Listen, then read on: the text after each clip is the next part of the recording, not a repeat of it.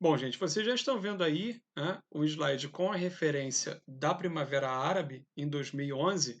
Primavera Árabe que vai ser um conjunto de levantes que vai acontecer no mundo árabe a partir de 2011. Não começa no Oriente Médio, tá? Começa num país árabe que fica no norte da África, na Tunísia.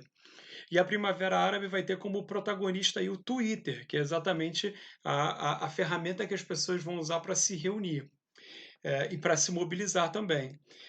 O principal motivo da Primavera Árabe vai ser a opressão que muitos regimes ditatoriais do mundo árabe e do Oriente Médio acabam impondo à sua população. Então, a ideia da Primavera Árabe não era necessariamente instaurar democracias, né, em todos os países, mas pelo menos aumentar a quantidade de direitos, né, que as pessoas ah, teriam, né, que as pessoas gostariam de ter mais liberdade, mas acabavam em muitos países muito reprimidos por ditaduras muito severas, tá? Como é o caso da Arábia Saudita, como era o caso da ditadura na Líbia, do Muammar Gaddafi, que acabou morto.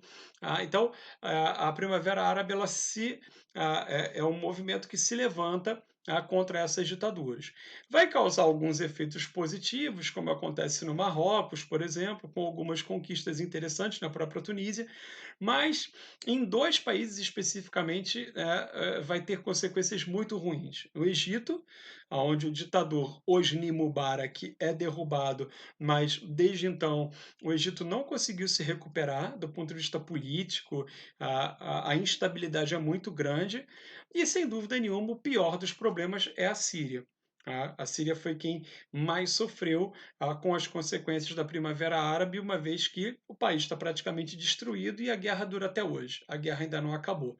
Daqui a pouco a gente vai mostrar o mapa para tentar explicar, a gente poder entender ali o que acontece efetivamente na Síria e por que a guerra ganhou essas proporções, tá certo?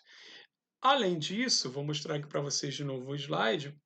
Em 2014, é fundado o Estado Islâmico do Iraque e da Síria. Uma coisa importante aqui, esse grupo, ele não é fundado assim, ele aparece em 99 pela primeira vez, passa por várias fases, vai haver uma aliança, inclusive, entre esse grupo e a Al-Qaeda, do Osama Bin Laden. Al-Qaeda significa a base em árabe. E eles vão aos pouquinhos, né, se fortalecendo, se aproveitando exatamente dessas instabilidades políticas nos países. Vão se aproveitar da instabilidade política no Iraque, depois da invasão estadunidense, a derrubada do poder do Saddam Hussein.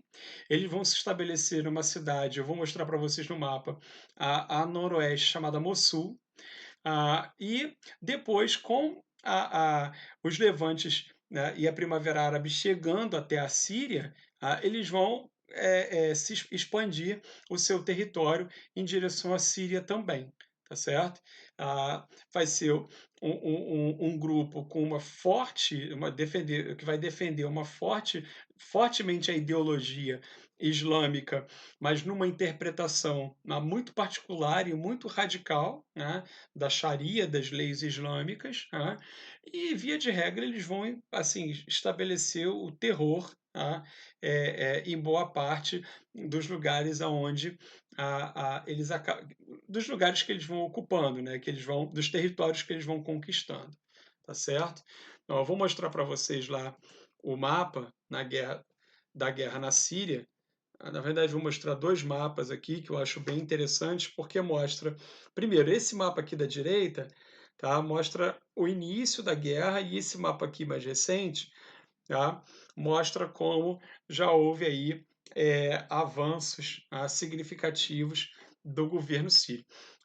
É o seguinte, a questão é a seguinte, a Síria é um país muito importante para a Rússia na região do Oriente Médio, porque ela abriga a última grande base militar que os russos têm no mar Mediterrâneo, tá? Então, Síria e Rússia são países aliados. Bashar al-Assad é aliado do Vladimir Putin.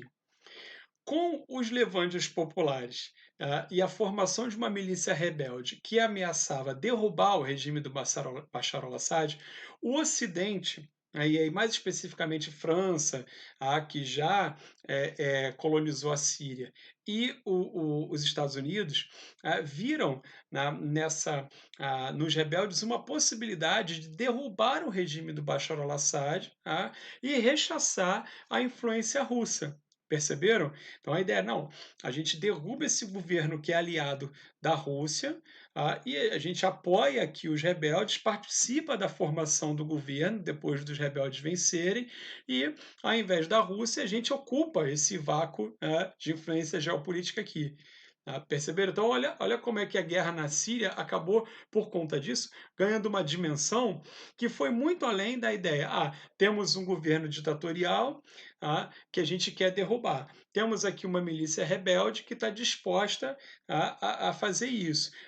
Se ficasse tudo ali no âmbito doméstico, provavelmente a guerra não teria durado tanto e não teria sido tão sangrenta, não teria sido uma guerra desse tamanho, dessa amplitude, porque nós teríamos ali uma questão local.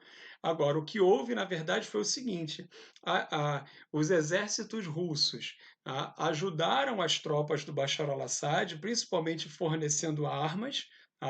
É, a, em alguns conflitos, inclusive, foram usados equipamentos militares russos, né, os próprios aviões russos bombardeando alvos rebeldes na Síria.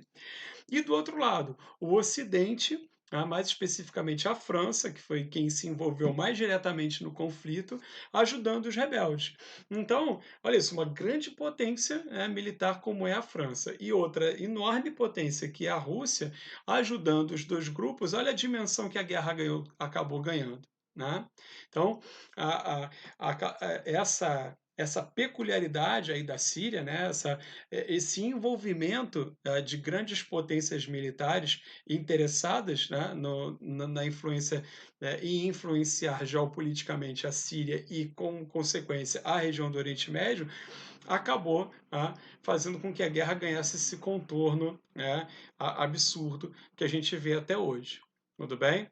Além disso, como mostra no mapa aqui, como o mapa mostra para vocês, a gente vai ter o interesse da população curda, que vai apoiar os rebeldes, porque vai ver nessa tentativa de derrubar o governo sírio uma chance de se estabelecer melhor, né, ter mais influência política, ter mais voz política e, quem sabe, até conseguir aqui algum território autônomo para o tão sonhado Kurdistão, que seria lá a nação curda, certo?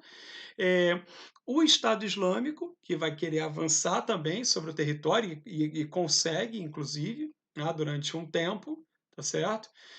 Ou seja, duas pitadas aí de complexidade nesse conflito, além do interesse russo, além do interesse do Ocidente, além do interesse pessoal do Bashar al-Assad, o governo que está até hoje lá, eles não conseguiram derrubar o governo. E o interesse dos rebeldes, além disso, você vai ter o interesse dos curdos e o interesse do Estado Islâmico, né, em avançar com o seu território. O epicentro do conflito vai ser a cidade de Alepo, né, infelizmente aqui no norte da Síria, que vai ser quase que completamente destruída. Tá? E, bom, mortes, diáspora do povo sírio, né, tudo que vocês vêm acompanhando aí é, é, em relação a essa guerra nos últimos anos, tá certo? Bom, voltando a mostrar ali o slide para vocês, exatamente para falar do avanço do Estado Islâmico. Esse mapa é muito legal porque ele mostra os territórios que o Estado Islâmico vem perdendo. Tá? O Estado Islâmico não está conseguindo sustentar os territórios que conquistou, muito pelo contrário, ele vem perdendo esses territórios. É, e isso foi, inclusive, um dos motivos para que o Estado Islâmico começasse a praticar atos terroristas na Europa, por exemplo. Né? Porque, como eles não estavam conseguindo se manter aqui na guerra convencional, eles começaram a apelar para o terrorismo. Okay? O Estado Islâmico conseguiu a proeza de ser atacado pelas tropas do Bashar al-Assad, pelas tropas dos rebeldes, né? Ou seja, Bashar al-Assad barra Rússia, rebeldes barra Ocidente e mais especificamente França e Estados Unidos, e pelos curdos, tá?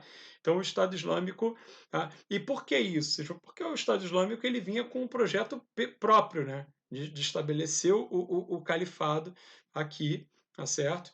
E estabelecer mesmo um Estado com base na Sharia, tá certo?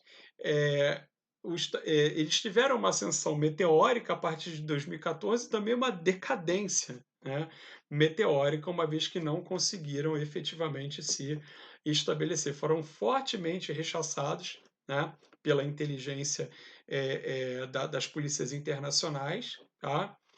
E tem uma série na Netflix que eu acho legal de indicar para vocês que chama Califado. Tá? E que mostra o recrutamento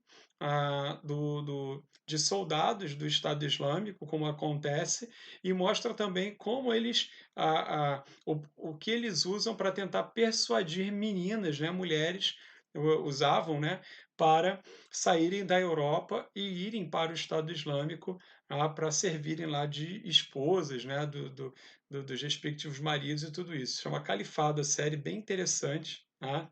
Junto com uma outra série, aproveitar que eu estou fazendo essas indicações, também na Netflix, que chama O Espião, né? Que também é bem legal, mostra a história de um espião israelense na Síria, certo? Então é bem legal também, essas duas séries, Califado e O Espião, vale a pena, tá? É uma maneira de não só se distrair, né, nesse tempo de quarentena aí, como também enriquecer um pouquinho mais o conteúdo. Vou dar mais uma paradinha aqui antes do nosso último vídeo.